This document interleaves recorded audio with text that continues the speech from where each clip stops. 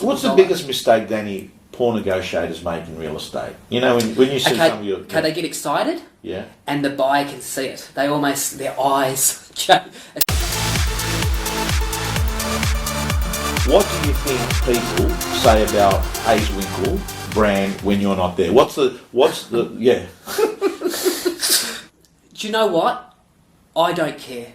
I just don't care, Tom. I don't care. What I know is that everything that's been taken to the marketplace has come from my own mind, and it's just a buzz to know that people come up to me and say, "Oh, who did your branding, or what company? You know, or is it a big Mel?" Obviously, Mel, and it hasn't. I'm just a year 10 guy from Mount One that likes to play on a computer, and so you just sit with him and say, "I want to do this," and he just does graphic design. No, I do it. You do it. Yeah. You do all your everything you've seen. Wow. I'm talented, aren't I? Well, Danny, I've got to tell you, and go onto his website. In fact, what I'll do is I'll have a link to a few of his marketing PowerPoints on the CDM so you can have a look at. So, Danny, we've covered brand, we've covered the fact, the story of what you say in your head. At a listing presentation, why does one agent get picked over another? I mean, most people just call three people. Yeah, sure. Look, there's two types of listings. There's the listing that you have a relationship with, and then there's the listing which I call a generic listing, where they don't have a relationship with anyone, they're getting 3 agents in. Okay? And you don't want to be in the latter. You don't want to be in that. You want to have a relationship with someone. You're going to easily, you're probably going to win 7, 8 out of 10, have a relationship with it. But a cold listing, if I go in cold, I think there's a whole choreograph of events that has to happen. So branding. So I know that when I go into a home, people hopefully have heard of me already. You know what I mean? They've seen me in the paper, they've seen me in pictures, they've seen branding, or they've heard of the brand they see on buses, sees on motorised billboards that we have. Do you reckon people make up their minds before you get to the listing that they're going to go with you? I think if they like you, Tom, they're going to go with you. And again, I don't think you need a whole lot of catchy, tricky script and dialogues. I mean, I myself at a listing presentation, I get to be me, and I'm a little bit out there. I tend to hear feedback I get is that I was the most enthusiastic, and I make stuff happen. You know, I might be in a listing presentation and think there's the money shot, and I might make a call there and then to get an editorial in front of them. Hang on, I'm just going to get an editorial for you right now. What, before you've listed it? Absolutely, I'm going to lock it in, okay? So just like you've already locked in a full-page editorial for it, okay, please show me the next room. You know, so, I mean, you know, it's just the 1%ers. You marry all them up. Listing kit, which is a box with a ribbon which they get, which is full of some goodies. And when do they get that? Always, within about 90 minutes after the first phone call. Oh, so that's like a pre-listing kit? Non-negotiable, it's a box. We had it made in China, ribbon around. They look fantastic. Danny, what's in there? It's 2 cups, some Tim Tams, some lollies, and our pre-listing, you know, just some information and a cover letter and a questionnaire. Okay, so by the time you get there, they've definitely got that box. If they've read the box and read the question and filled it out, you know you're 50% of the way there. Right. Most listing presentations signed up on the first meeting, or...? I try and close all the time. Are you a closer? Yeah, 100%. Absolutely. Got to ask the question. Give me an example of a close. Like, let's assume we got on and I've got the box and, you know, I like you. Yep. How does it look like? Yeah. I'd say, Tommy, how are you feeling with me? Good. Okay. Tom, I find it really important, I'm going to be honest with you. My therapist always says to say this. I'm just going to say exactly what I'm thinking, okay? I'd really love to sell the home. Can we move forward? That's probably not a great close, but I've said that. But you've said that. Absolutely, yeah. Look, it depends on the relationship. I mean, so you push the boundary. You're fun with people. You say stuff that others aren't saying. Look, I try and relate to my demographic, and I show them humanity. I show them who I am as a person, and I'm a guy that wears my heart on his sleeve. And you know, I just be me, and I want the business. I do believe I'm the best person to sell it. And ultimately, I just want to say this, Tom, it's really, what they're paying for isn't to get some pretty, and I use this all the time at my listing presentation, what you're paying for, Tom, isn't for me to organise some pretty photos and a board and some nice looking brochures and a floor plan and to conduct some open homes.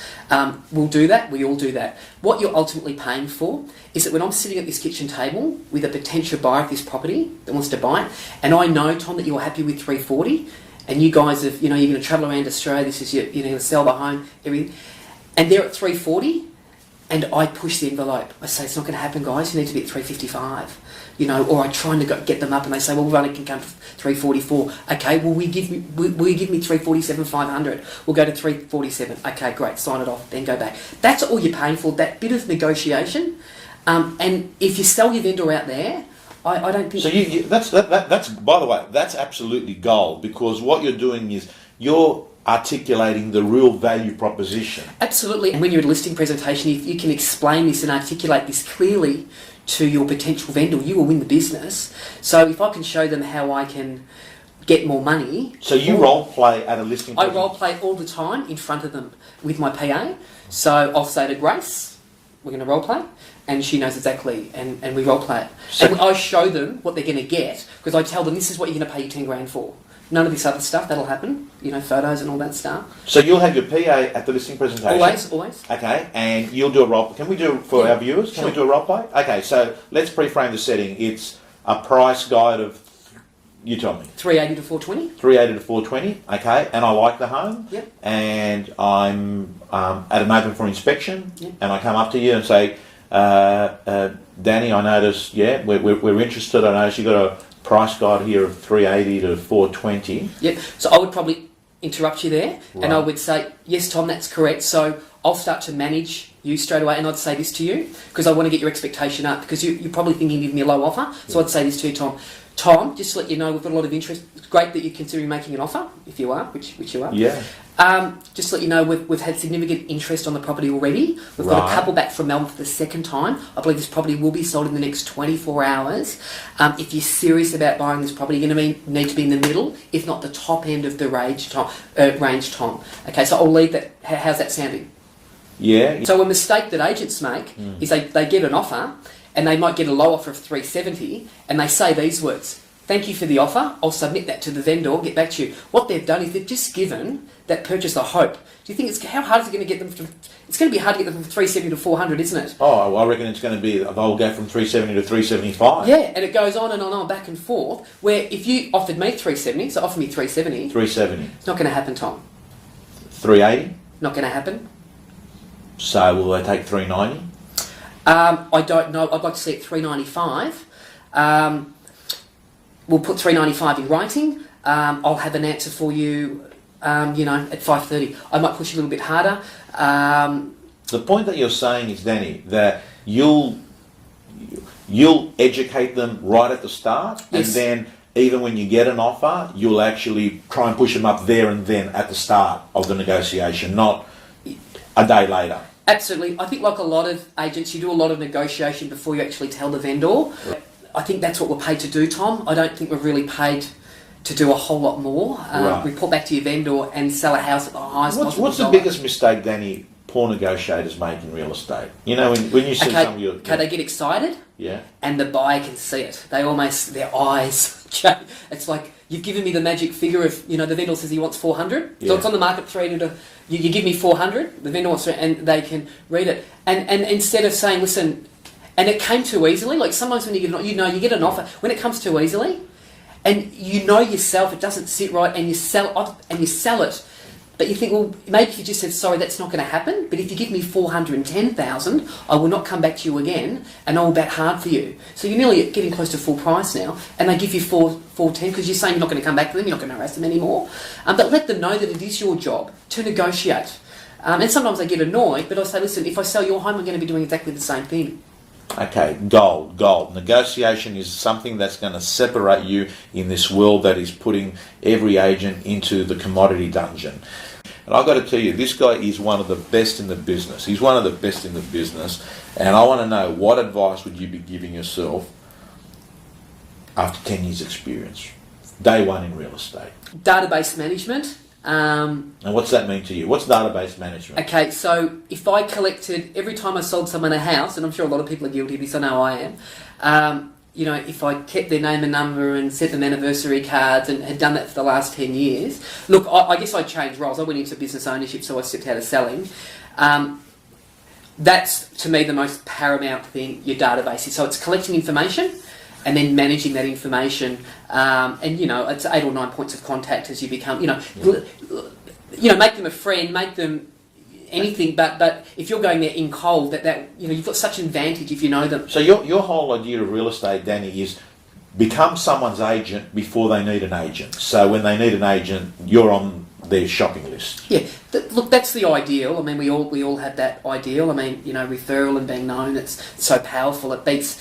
It's funny. People think branding. People see my buses or see this going around. I think, oh, it must get you indoors. It doesn't really. It just highlights that we're out there. It might get us on the shopping list, but ultimately, you're the brand. Right. It doesn't matter what company you're with. But they're going to have you. Yeah. So people forget that. They think it's a glossy magazine or a good-looking board or. It's just not true. It's okay. you. You would have been a lot more diligent in collecting names and data and putting them into a system and having a good stay-in-touch strategy. Yep.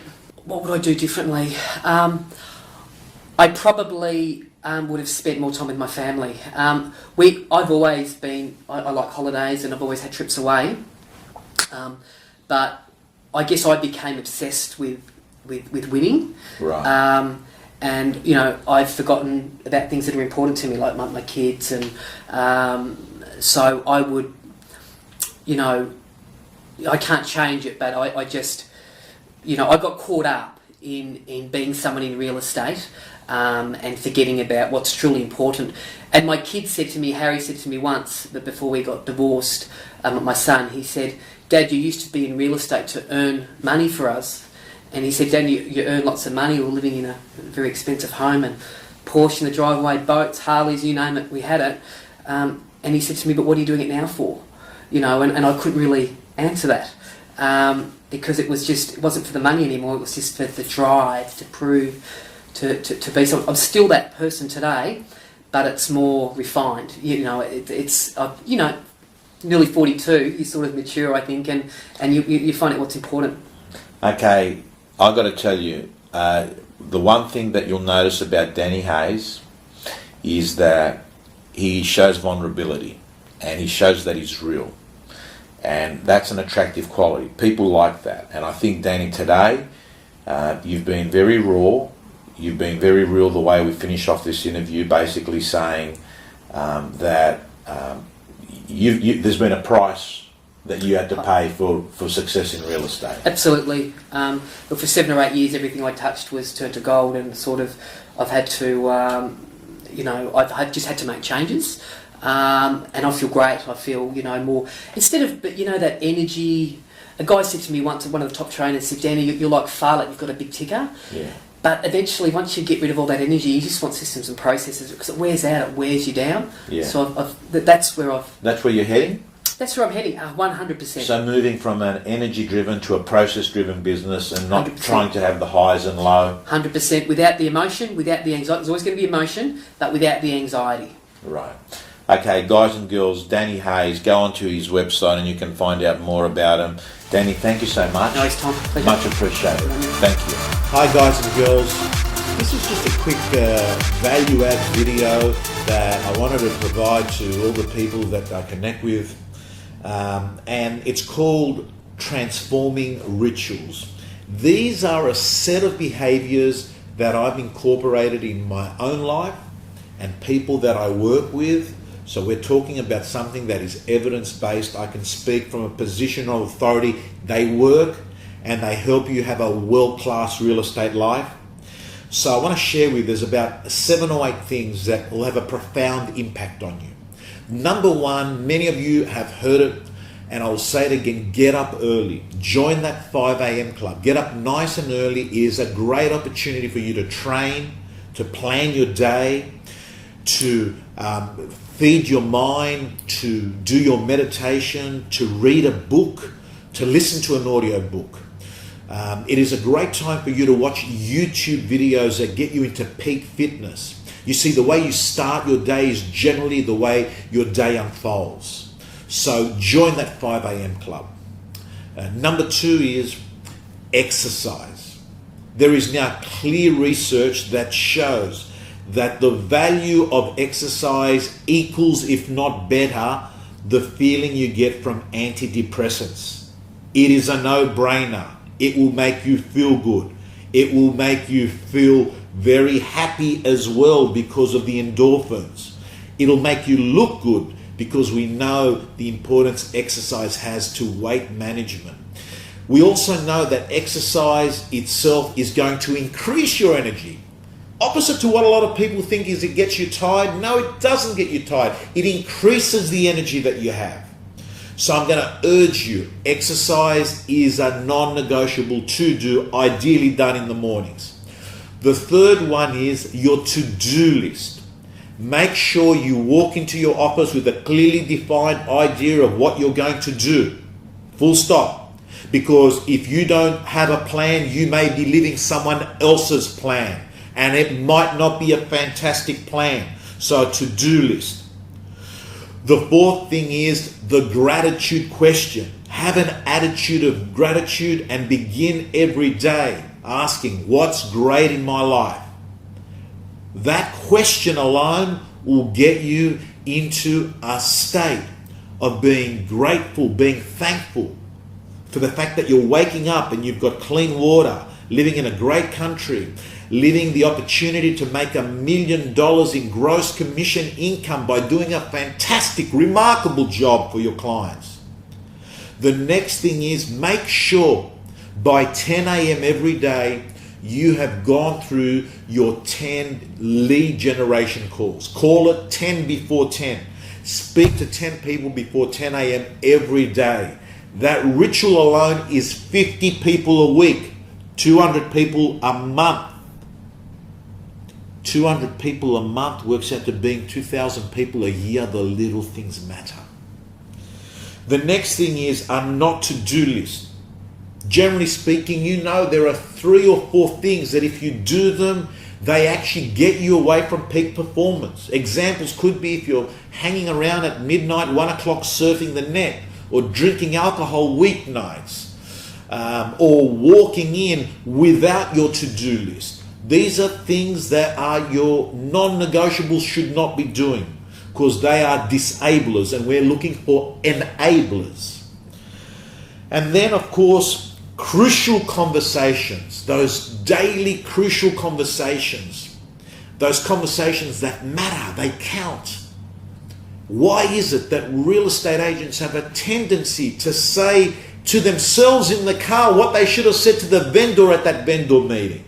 So having the ability to get vendors from stuck to unstuck, having crucial conversations at critical times in the campaign.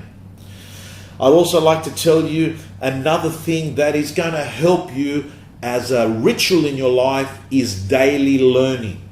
Choose audio books if you're a bad reader. If you're a good listener, listen to them while you drive around. Your car's a university on wheels. Some great books.